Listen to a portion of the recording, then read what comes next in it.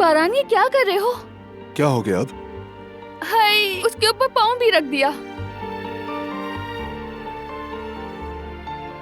ये अब ज्यादा हो रहा है।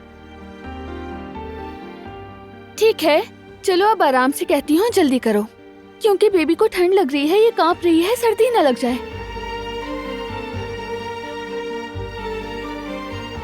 हाय, सर्दी से जम रही है ये तो।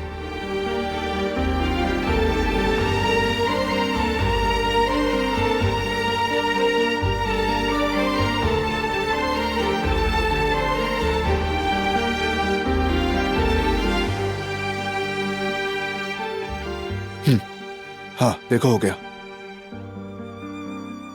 तुम्हें लगता है हो गया? मेरे हिसाब से तो हो गया। मुझे इजाजत दो, मैं काम पे जा रहा हूँ। अब नेक्स्ट क्या है? फीड करवाना।